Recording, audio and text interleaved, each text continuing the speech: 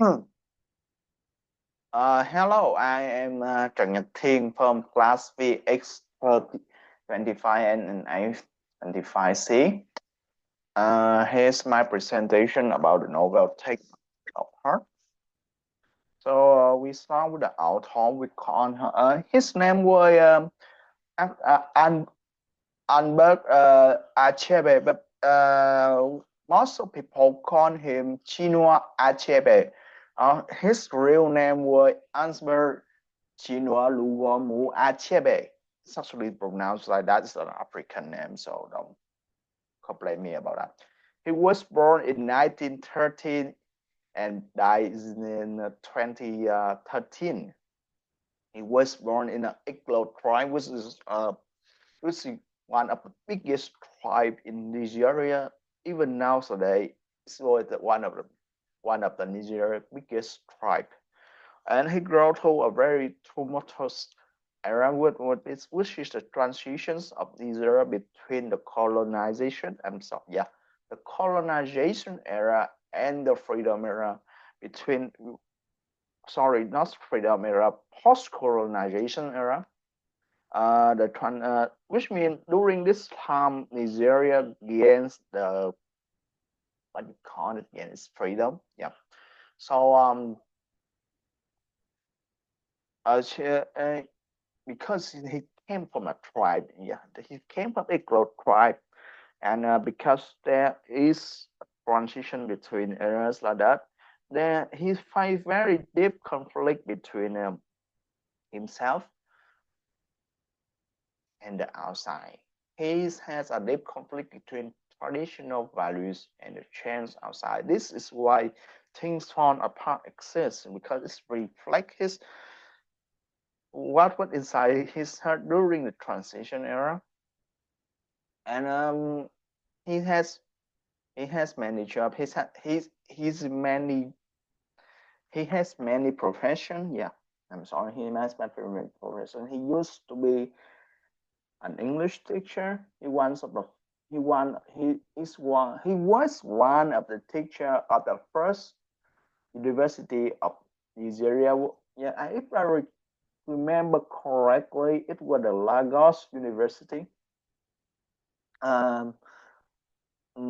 He also a writer.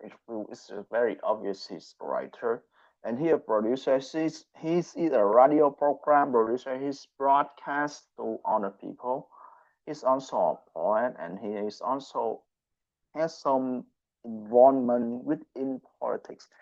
He's actually a Biafra sympathizer, because Biafra was a country made of Igbo revolutions to separate itself from the main part of Nigeria. The country had existed for a very short period from 1916 to 1976. This was a very short period, only 16 years. But however, within 16 years, they has established a social structure in the country. But that's what another story. He also have five racisms and Eurocentric perspective with Eurocentric perspective outside African, because he has a root in he has an African ancestry, so he applied that. He tried to bring his African perspective to the world, and this is something very different. And he was one of the first African. Yeah, he was one of the first African novelists to reach the Western sphere. After the colonialism era, it was really hard to pronounce. So we have our main characters. His name was Okonkwo. Okonkwo is a very complex guy. I'm sorry, he's also really dead, so his voice. Okonkwo was a very complex character. His was frightful. you will see later in the plot analysis how his pride led him to kill a member within his family. That was spoiler. Okonkwo has to uphold the image of a man in a traditional culture. He had three wives. Three wives. Yeah. He had strength and masculinity, root in Igbo tradition of being hunt and yam cultivation culture. And everything started falling apart after his exile. Because it's not because his impulsiveness, but originally it was initiated by his impulsiveness, and one incident led to another. He was exiled, and together with him you have his wife and his daughter. But this is not the strong part.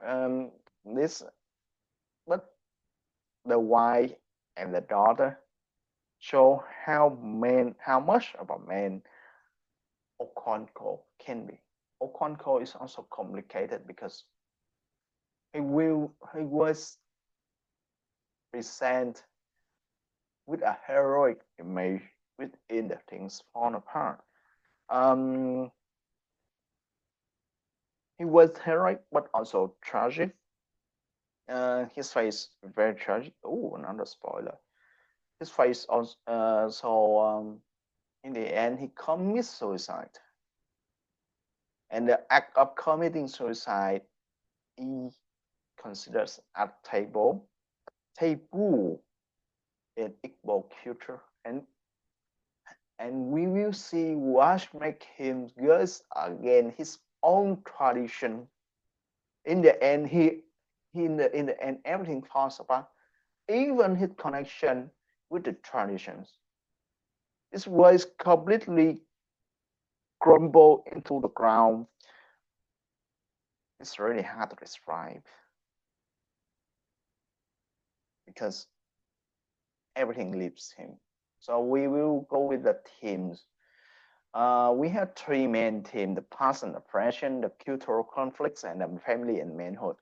I'll go into the past and the present because this novel we will see down below that the whole thing was happened during the British colonization, the initial phase of British colonization era, within the late 19th centuries. So the novel mainly discuss about the abrupt change when the British come and start to establish their government, their government, their colonization, the colonized government in Africa, in Nigeria, and this actually bring a lot of change to our small village. So we had a cultural conflict. It's not about the cultural conflict that within the village. It's also the cultural conflict in the individual levels between the main characters, Okonkwo, his son. We will see later, and this actually shatters everything. Okonkwo himself is a man of family. He has three wives. He's a mentioner. He had three wives. So during his exile era, he spent time bonding with his daughter and his second wife, because the first wife and the third wife already stay in the village. So he spent the time bonding with his daughter. He spent the time doing that, and during the whole time, it shows you the Achebe shows you that how Okonkwo, despite being a prideful man, could be good father. So he was a good father, but I don't. It's very relative because you see the narrative split apart between two of his child, between the daughter and the son. So we have the plot summary. Firstly, we will start with the village. The village in the context was Umofia. Yeah. This village was a village made from 9 interconnect smaller village. And our main character, Ukonkwa, was the lead of one of a smaller village. And then the second thing, which is the main band. This is the village of Okonkwo models, which was it was the village that the mother of Okonkwo came from. The whole context happened during the colonization of Britain upon this area. Is the late 19th century. The atmosphere was tense, really tense, because it was in the initial fight. There is conflict everywhere between a lot of things.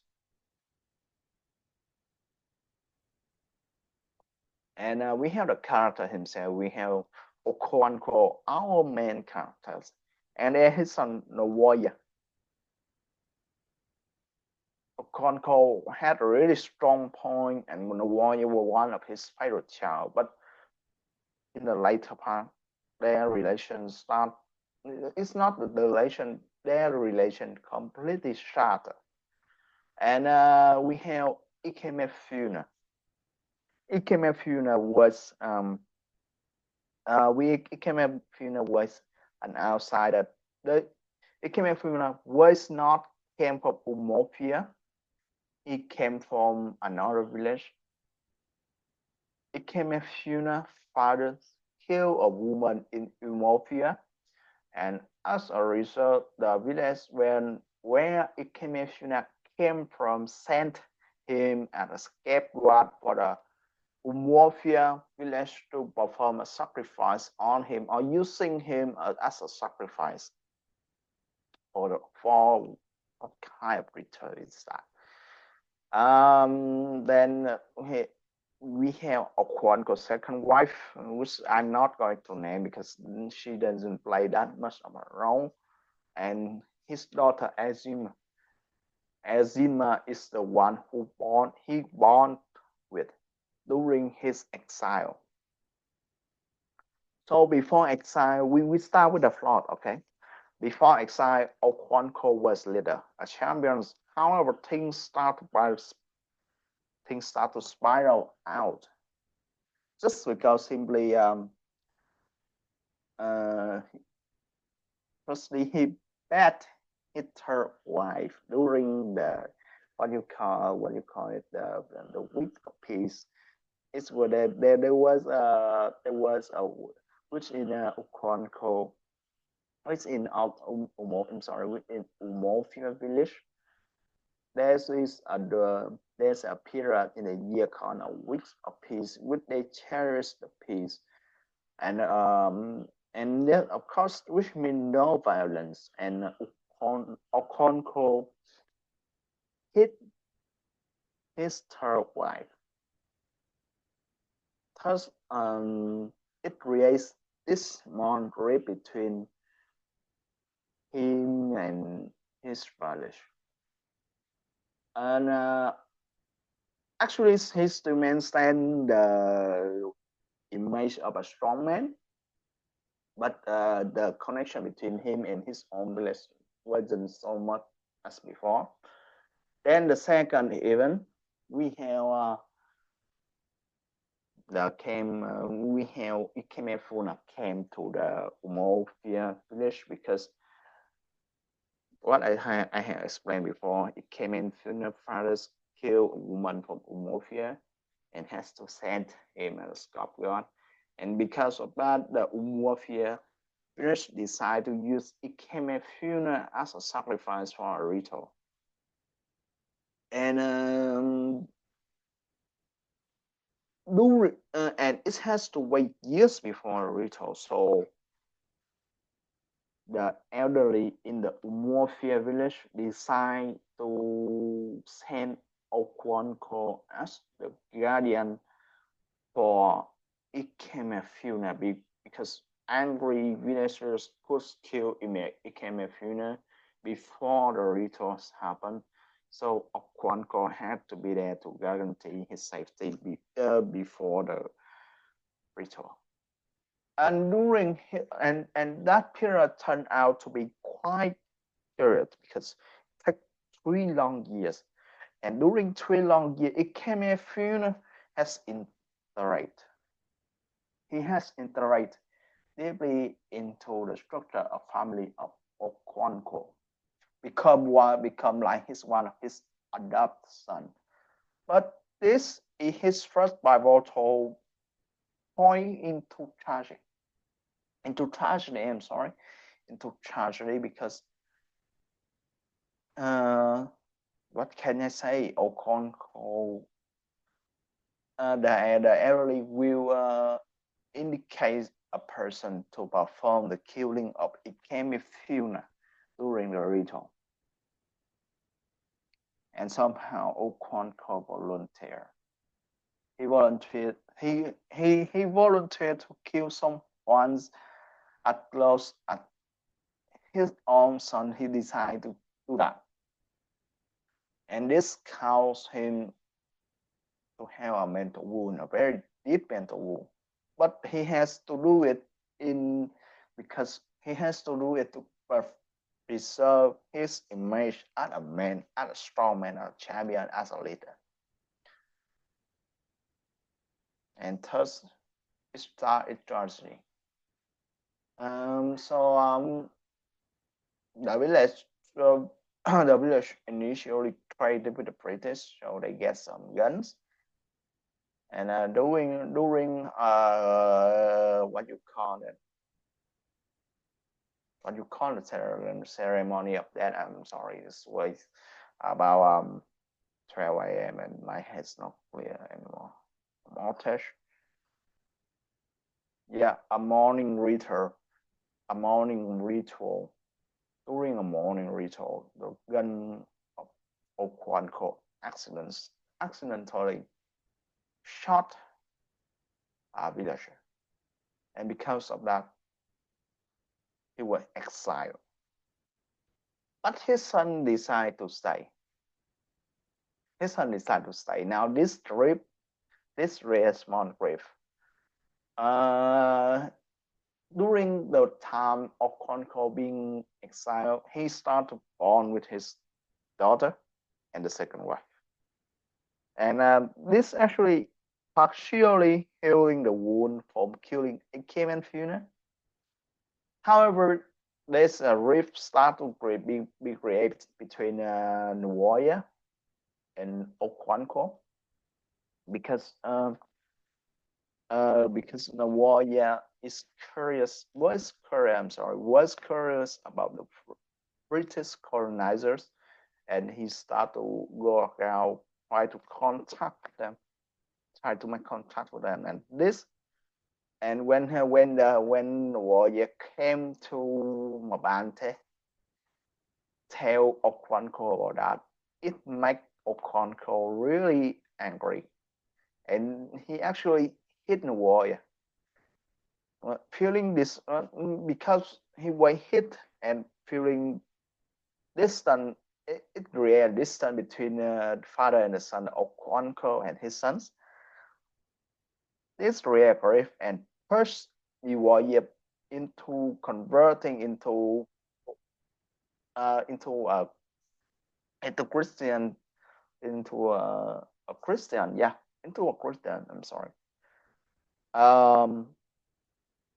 And Nwoya tagged the name of Alex, which is weird, guys, because Alex is the widest name I have ever seen being taken by an African. It's kind of weird. However, This means Okonkwo has lost his own his first son. The warrior was the son of him in his first wife, and the warrior is now gone, become a part of the missionary church, become a part of the church of the British colonizer. And during when Okonkwo returned to his village, because after the 7 years of exile, everything has changed. People start to make contact with the British colonizers, start to be converted into Christian. A lot of things happens, and this he was berated and belittled by the colonizers because the British colonizer is racist, was racist as hell, and I am quite unsure that nowadays British has no longer been less racist. That I'm unsure of, and because of that, because Okonkwo was berated and belittled, and because of his own impulsiveness, he killed the missionaries. He killed the missionaries, and this sparked the fire of the flame of war between the British colonizer and Umofia. And Okonkwo himself, because when that comes, the British colonizer can kill everybody. So Okonkwo decided to gather Umofia villagers, and decide to have revolutions against the British colonizers. But in the end, when the British colonizer came with guns, nobody in the Umofia stand with Okonkwo. They completely alienate him, and this is his final shot. The break with his own traditions to be brave and strong and masculinity. That is the final rip. That's the final falls about everything falls about. He disconnects with his audition. He will disconnect from his only son, and also he will disconnect from his own tradition, his own village. He says nothing left, and because he has nothing left, and he was disconnect from his own traditions, he decided to commit suicide because he has nothing left.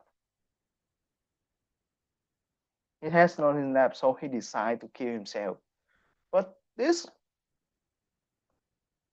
was an equal traditions. But at this point, because of the British colonizer influence, the whole context of Umofia context has no longer been there anymore.